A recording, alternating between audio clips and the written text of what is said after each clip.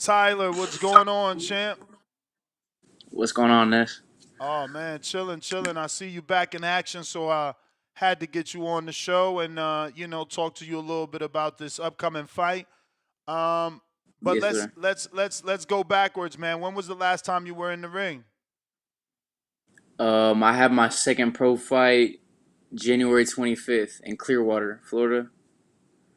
So you're moving fast, man. We're already in March, and you're in your third fight. Yeah, April 25th. Yep. So going for 3-0. That's dope, man. Yep. That's dope.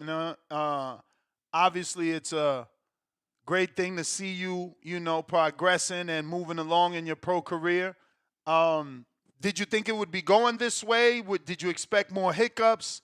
Obviously, this is something new for you. How's it been? Well, uh, after the Olympic trials in 2023, I thought I was going to be turning pro right away. So that was in December of 23. Um, I was supposed to turn pro in April of 24. That didn't happen, and then at that point, like I was like a little unsure about what was happening, and I was in the boxing gym one day, and I wasn't sure like really what I wanted to do. If I wanted to stay amateur, if I wanted to turn pro, like I didn't really know what was going on. And then one of the guys in the gym, he got his promoter's license like out of nowhere, and he threw a show in Sarasota in September. So that was super cool to have my pro debut in my city. I had like everyone come watch me. It was super cool. My mom and my sister came to watch me fight for the first time, so it was cool. All my friends, it was cool. So So, have you been yeah. consistently doing business with him, getting on his cards? And what's the name of that promoter and promotion? What is the name of it? His name is Silas. I don't even know how to say his last name. Uh, I don't even know the name of the promotion, but he like I don't know. I don't think he's throwing shows anymore. I think it was just a one time thing, and then he like moved or something. But he's been in the gym with me since I was a kid. Damn, I don't know. His last name is like Extrateki or something. He's Cuban, but just like a one off. But my second fight has been with Star Fight Promotions. I'm on their show again, and I'm pretty sure I'm just gonna ride out with them for the rest of the year. And they're doing shows locally in Florida. Yeah, they pretty much do everything in Clearwater, and I stay in Bradenton right now, so it's like maybe 45 minutes away. So like all my people, they buy tickets and stuff. It's not that far of a drive. So it's Silas Echeverria. Right, Never right, heard of right. him. Never heard of him. And that's his first and only show, bro. He never did another show after that. Yeah, I don't want to get too much into it, but like I think he did some things on the business end that were like, I don't know. You know how that goes. Didn't work out for him. Unfortunate, man. I mean, look, he gave you your It's a dope start. show though. Yeah, right. He gave you your start. You've moved on. Now you're on your third fight. Um, what sort of sparring are you able to get for this fight? For this fight, I mean, I got some I got some good sparring in the gym. I got Sonny Duverson, Rosemont Alexis. He's ranked at 187 in the amateurs. We got Najee Lopez down the road, Brandon Moore down the road. Trying to think who Wait, you be else. sparring with heavyweight Brandon Moore in Polk County? I had Brandon was in the gym like twice a week for his last fight. I helped him get ready for Skylar Lacy, and he helped me get ready for my second fight. So we were sparring like twice a week for that last one. Yeah, that Skylar Lacy fight was wild, bro. Both those dudes were my guys. I wanted them to do better. That was a wild, wild I fight. think I want to say. I mean, on Brandon's end, like he did what he could, bro. The other guy, like he didn't make it like a really like pleasing fight to watch. I feel like Yeah. there's a lot of Nah, holding, bro. That was. I don't know how Skylar the let me ref didn't down. give. I don't know how the ref didn't give warnings, didn't take points because the holding was crazy. you For know. sure. So But just to be clear, you're still with Coach Chip, right? yeah, yep. And for those that don't know him, he's based out of where and how long have you been training with him? Coach Chip is based. Well, Coach Chip lives in Ellington, but we train at the Sarasota Boxing Club. Um, his real name is Lewis Hunt, Chip Hunt. And Chip's been training me since I was 16. I'm 25 now. So Now, what was it? Why did you decide to go pro and keep your your amateur trainer? We see that a lot, but sometimes we see guys, look at a Keyshawn, right? He was trained in the yeah. amateurs and now he's with Bomac. A lot of guys switch up once they go pro. So the first question was, why did I decide to turn pro and not stay amateur? No, why did you decide to turn pro with Chip as your trainer? Oh, if like Chip is like another dad to me. Like if if Chip wasn't training me, I really don't think I would want to box. Okay. Um, yeah, like I could call Chip right now to talk to him about anything. Like he's more than just. It's like deeper than boxing. Like I'm like his family is like my family. Like I look at like his kids, like my like brothers and sisters. Like he just like a solid guy. So and it's like I'm in Florida. Like I don't even know like who I would even want to train with. Like I'm not gonna drive all the way here and there, and I don't know. There's too much time invested. Like I'm gonna start with Chip. I'm gonna end with Chip. For sure. You know what I mean? Salute. That's my guy. That's my guy. Yep. So, just for marketing purposes, what's your nationality? Because I feel like you could be like Ukrainian or something. Because there's a lot of that going on in our part of Florida. I'm Turkish. Okay, Turkish, Turkish. Yeah, my dad is from Turkey, and then my mom is from the U.S. Um, do you feel like there is a audience? Like, Bro, have we you had. have you grew up? Did you grow up around a lot of people from Turkey and Florida? Is there a fan base? Do you think you can pull them out, or you haven't really ran across other people from Turkey on your childhood living in Florida? It's crazy. I've only I like my cousins and stuff, obviously, but um, I've met one Turkish woman. Mm, When I was doing club security, one of the bottle girls there was Turkish. That's the only other Turkish person I've met in Florida. I feel like there's really not too many of us. And the only Turkish boxer we had was the guy who fought Canelo Yildirim. okay. I And actually met you know, Yildirim. He trained in Florida for a while. Did you ever get to meet him or spar him? He was training at Stacy McKinley's gym. and now where's that at? I think it's down Hollywood. He's the heavyweight that used to train Mike Tyson back in the day, and he had Corbin and Yildirim. He trained Yildirim for a while. When I went to visit Yildirim, that's where he was training with McKinley. No, I never met him. Me and my dad went to Miami to watch that fight though. With Canelo? When he fought Canelo, yeah, man, it was Damn, so well, at least you disappointing, bro. supported. Was it you? Because you're in the boxing, so did you want to go? Or was it your dad like, oh, let's just go support this guy? Bro, when my dad found out, he went crazy because dog, if Turkish people they really do like stick together. Like as soon as my dad found out, like he was like man, we gotta go. Like he bought the tickets that day. Like he That's wasn't dope. playing. Like he was telling me like man, I'm gonna bet on him. I'm gonna put some money. I'm like Oh dad, my don't do it. God. I'm like dad, don't do it. I had to stop him. Like don't do it. You lucky you stopped him, bro. And That's that that crazy. that dog, that car ride home was so sad, bro. My dad was pissed. But now it was cool to see Canelo fight live. That was dope. So, I remember I set you up and you was able to spar David, but now he's kind of out there permanently. I hope you guys kept in touch and you've been getting this work with him at least once a month. Nah, I haven't been down there since. I still have his contact though. I'll definitely when the time is right, I'll You get gotta back up stop there. playing, man. You gotta at least do that road trip once a month, man. Once a month, just to get sharpen up the skills, stay in there with somebody on that level, man. I mean, he keeps Yeah, going up too. So if you keep working with him, you're bound to get just as sharp. Iron sharpens iron. I got a couple questions definitely. here from the people, and we'll get you up out of here. We got Octo who says, "Yo, champ, what's your favorite music artist? And give us one good movie we should watch." Favorite music artist.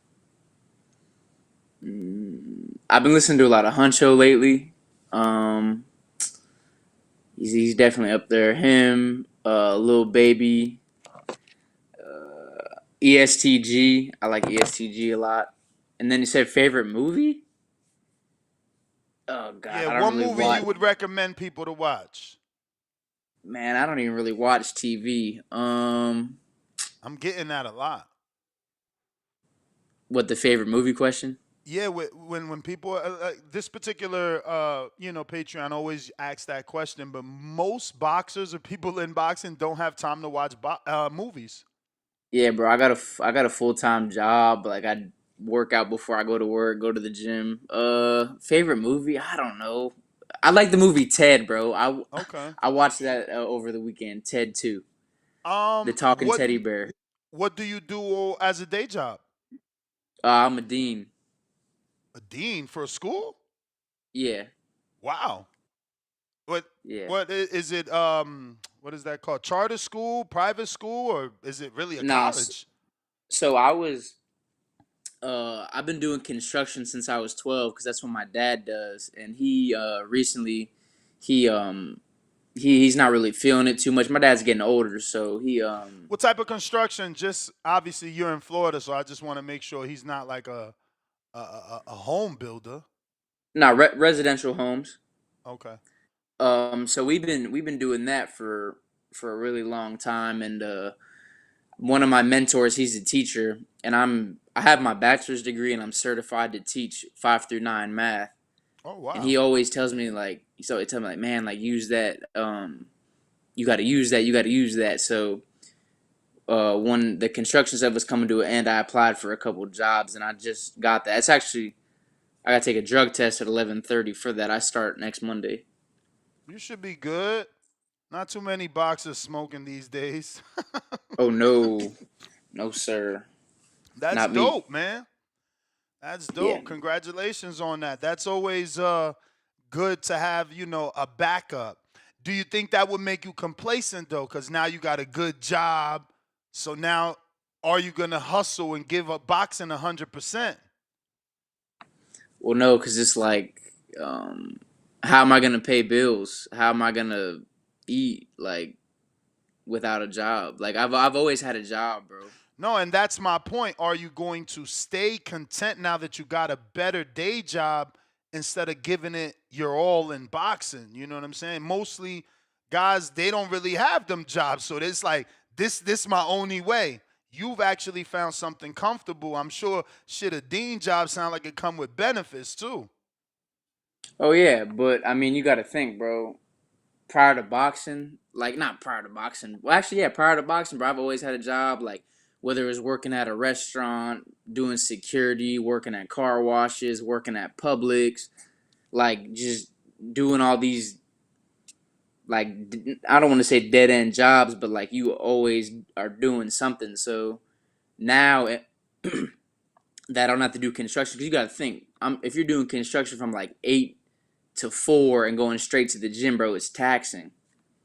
So it's like if I can be inside a building with AC all day and just work with kids and things of that nature, then I'll be way more fresh when I go to the gym Absolutely. versus being in the sun being beat up.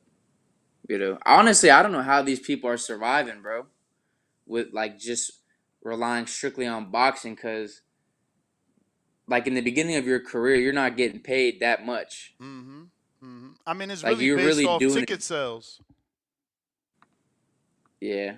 You gotta But you gotta even be a then, like, ticket seller on this level, like where you're at 3-0. You gotta be a big ticket seller to be getting a lot of money, because most promoters will either pay you what you're worth or tell you get like 50% of the ticket sales that you sell. or they'll really give you like 20, bro. Damn. So it's Damn, like, champ. Now we got to negotiate better than that. This manager's getting better percentage than 20. Lord Jesus. How many tickets you think you selling? No inflation, f- man. No exaggeration. What you think you pulling? 15, I got it in my, no, 10 I got it in my notes. from the I write, last one? yeah, I write everything down. That's nice. Keep them stats, baby. That's how you progress. Numbers is power. For my second fight, I did 6,300, and then for my first fight, I did where is that? What's the average ticket price? I did 5,600 for my first fight. Um, oh no, wait, 5,800. I'm sorry. And Nice. then for my first fight, the average ticket price was 80, and then the second one, uh, I had $70 and $150 tickets. Whoa. Yeah, That's more than general admission. I want to assume general admission had to be at least 35, 40 or no $40 tickets. I think no, general admission was 70. Whoa. Yeah. Wow. Hmm. Sarasota area pulling in that guap. We got Toledo Trees that says, would you ever take a bare knuckle fight? And what is the hardest thing to cut from your diet during training camp? Would I ever fight bare knuckle? Hell no, absolutely not. Um, Hardest thing to cut from my diet, I like chips, like salty stuff. Yeah, Yeah. I say that. I got Now bare Donald. knuckle was like a street. It's like a street fight, bro. It's Yep. like, why are we doing this? I don't know. I don't see the point. I'm with you, champ. Donald from Baton Rouge just says, just showing love. So no words, all love. We got Appreciate Cliff it. in Connecticut that says, outside of sparring, what's the best cardio to prepare a boxer for a fight, in your opinion? Please be detailed. Thank you. He's going to have his first amateur fight, hopefully July, August time. So, yeah, he's just looking for that advice. Honestly, there's really nothing that beats sparring. I would say like really hard bag drills, like certain kind of But drills, like by speed hard, you mean drills. intensity, right? Like fast intensity, right? Yeah, like me and Chip, we got a bunch of drills that we do on the bag. Power drills, speed drills, punch count drills, things of that nature. So you got to go online and look up some bag drills and do like 10 to 15 rounds of that, I would say. I got Mr. Benny Hinn that says, watched you at the trials. What is one thing you miss about the amateurs, and what is one thing you like more about the professional ranks? Man, that's cool that whoever this is saw me at the trials. That's dope. Um, what is, say the question again? What is one thing you miss about the amateurs, and one thing you like about the pros? Dog, the amateurs was just so fun. Like, man, they had the Golden Gloves this weekend in Hollywood, and it was just like, I don't know, man. It's so cool. Like you get to see all these different people. It's like a family reunion almost. Like you see like all these people from all parts of the country, all parts of the state. It's just cool, man. Like the amateurs is like truly for like the love of the game, and the pros is really is just a business. Mm. Like in the amateurs, I feel like it was like, okay, like let's see like who's really the best, like who's gonna win this national, who's gonna win this state tournament. In the pros, it's like, okay, how many tickets can you sell? Like a lot of people like, and like say like the first like 10 fights of their career, like you pick and choose. Like it's not, I don't know, it's just a business, Nah, you know. I totally agree, but I feel like there's a debate, right? I've interviewed so many young men that feel that they got jobbed in the amateurs. So you smiling, you're glowing when you're talking about the amateurs and the fun time, but there's people that's like, man, I hate the amateurs. I got more of a pro style. I got robbed a lot of times. I didn't get the decision. I hate the amateurs because, someone's mom I could be fighting someone's mom and she's an official. So it's like Yeah. people always tend to say that amateur boxing is corrupt. Not to say that they don't say that about the pros, though. Let's be real, but you know what I mean. Nah, man. I think. I mean, don't get me wrong. I definitely got a lot of robberies in the amateurs because I used to box a lot. I was never like the come forward like super aggressive guy. So I definitely feel like I got a couple wins taken from me. But at the end of the day, like none of that matters now. Yeah. Like the only thing I didn't like about the amateurs was fighting like every day, like making weight every day. That was the worst part. The thing I like more about the pros is okay, we weigh in and we get 24 hours to rehydrate, rest. How's Like the weight amateurs is cut taxing. been? Because is it a different weight cut? Like, did you have to go into it mentally different because that's same day weigh-ins for an amateur fight and this is next day? Um, how was that process for you getting used to it? Are you still getting used to it? I could never, like in the amateurs, I could never get past the third day. Like I would always like make it to the semifinals and then like I don't know, I just my body like at the Olympic trials when I weighed in that third day, like I felt like my body was like shutting down, bro. I had like a headache. I felt weak. I felt like nauseous. Damn. And then you still got to go in there and you got to fight. Like I'm on the phone with Chip. I'm like, bro. I was like, I don't even feel like fighting. I was like, bro, I don't feel good. And he's like, nah. Like he's trying to hype me up and stuff. Like, cause we're at the Olympic trials. So, but it's not easy, bro. Everyone's different. Yeah. You know. Like I felt like that first day nobody could have beat me. But then, like you're up here and then the performances go ooh ooh ooh. You know. And that's from holding the weight all those consecutive days, you're saying?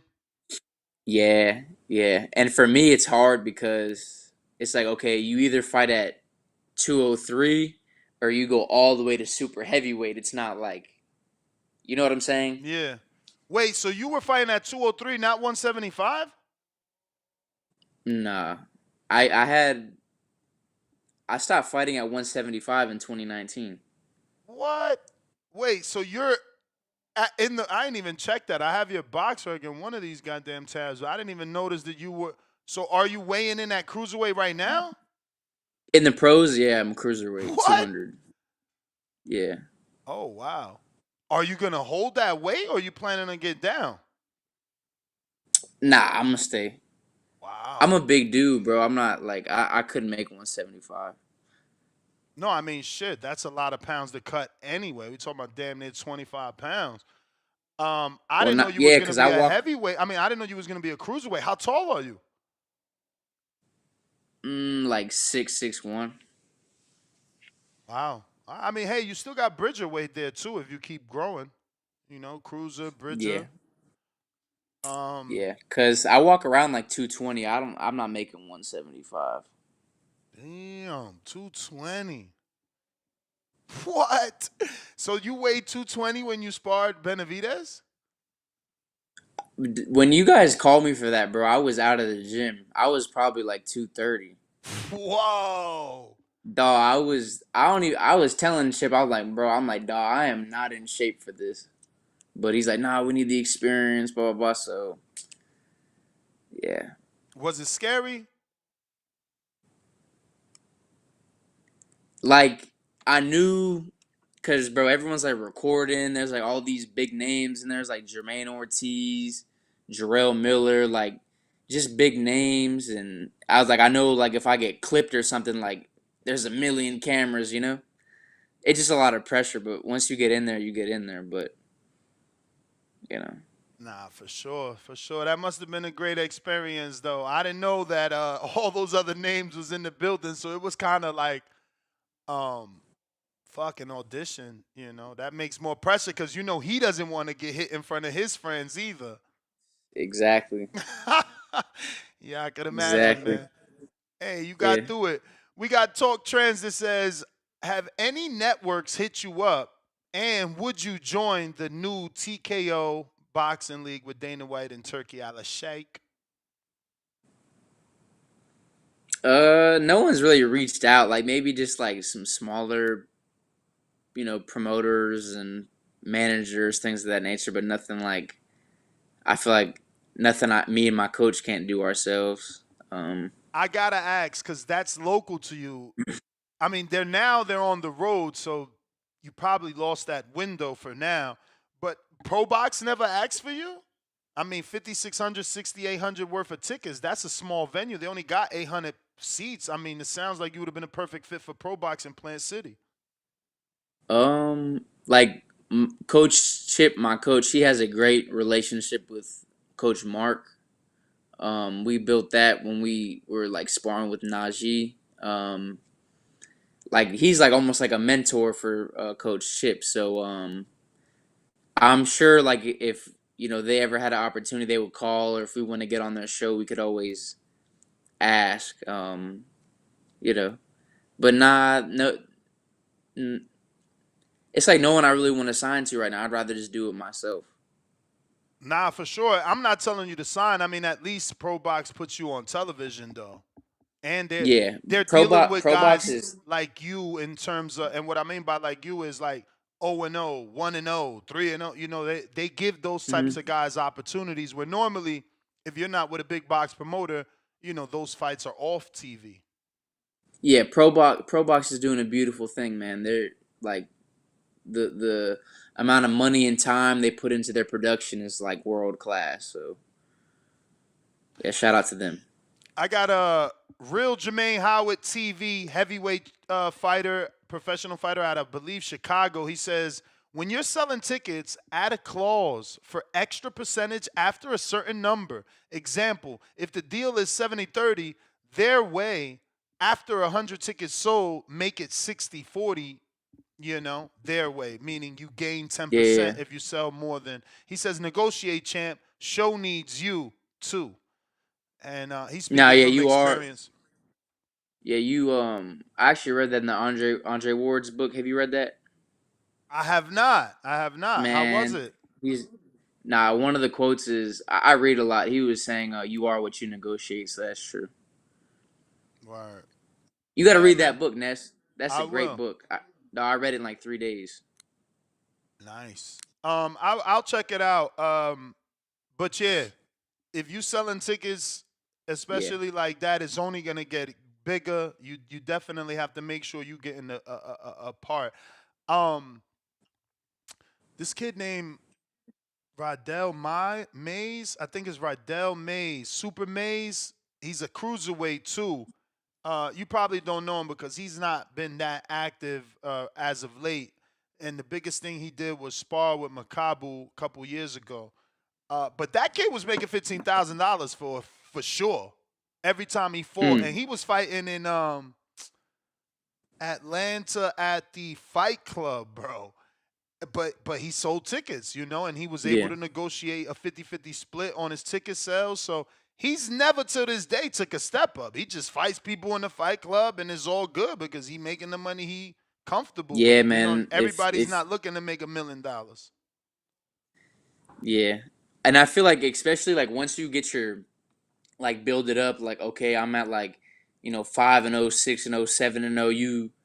And then you can show them like, hey, I did this. Then you can be like, hey, I need a bigger cut. Hey, I need a bigger cut. You know what I mean? For When you sure. show them like the notes and what you've done, so We it'll get got there.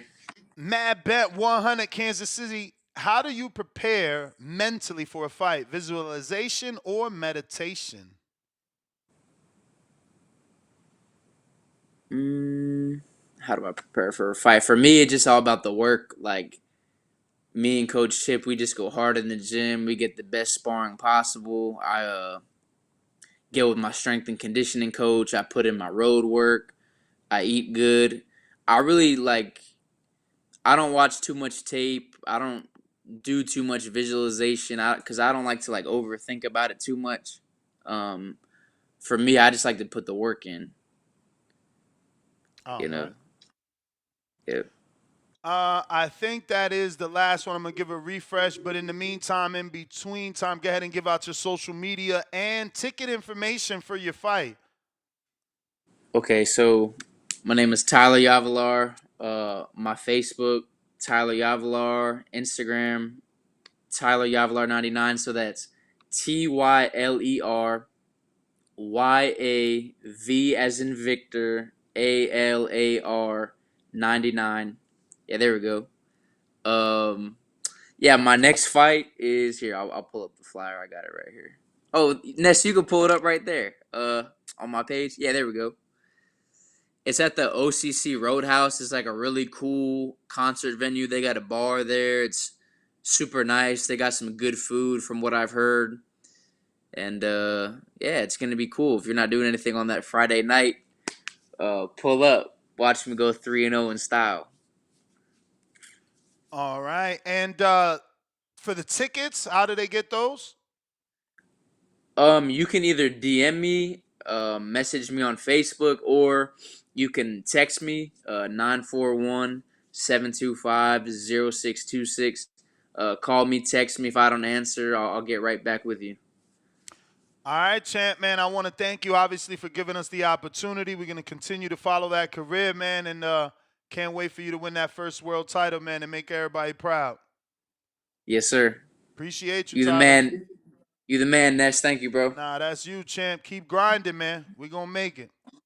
Hey, Ness, let me get a picture, bro. Go ahead, champ. Tell Coach Chip I'm still on it, man. We still grinding, man. We going to get there. Oh, yeah, he said y'all been talking, so. Yeah, I was trying to get him to help me with this show. I wanted to do an amateur show. Fucking Florida sucks, bro. The amateurs, the circuit down there, they got those dates on locked up. It's like a fucking gang out there. Yeah, man. You got to do everything like a year in advance. Yeah, bro. I didn't think that was real, bro. Like, you're legit the sixth fucking person. First of all, that don't even make sense. How do you plan a year in advance, bro? Like, I could fucking die. I could get hit by a car. Like, so much shit could happen in 12 months. They want me to put in a date for 12 months. That's crazy to me, bro. Florida's bananas, man. But it's the truth though. Like, you can't just be like, oh, I want to throw a show next month. Like, you can't. You know what I mean? It's booked up all year. You ain't lying. You ain't lying. The date I want is not even booked. You know what it is? I bet you it's some fucking big shot in Florida got it on hold. So he's got like favor with the USA Boxing. He's like, yo, let me get that date. Ain't fucking pay for it. It's not even on the schedule. It's blocked out. And it's like, you got to have pool down there. I'm kind of tight, man. I had no clue. I've been out in Florida for a minute. I'm in Vegas now, but I had no clue. They was clicked up. You feel me? Like, if you ain't part of the clique, you ain't getting no goddamn favor over there. But hey, we going to keep grinding like you. And hopefully, you know, we get some of our community members to go visit you. We got a lot of Florida listeners. So hopefully they could go support. Champ, we're going to get you on for the victory lap as well. Don't be shy to hit me up, man. We going to the top together. All right, Ness. Thank you, bro. You got it. There you have it, ladies and gentlemen.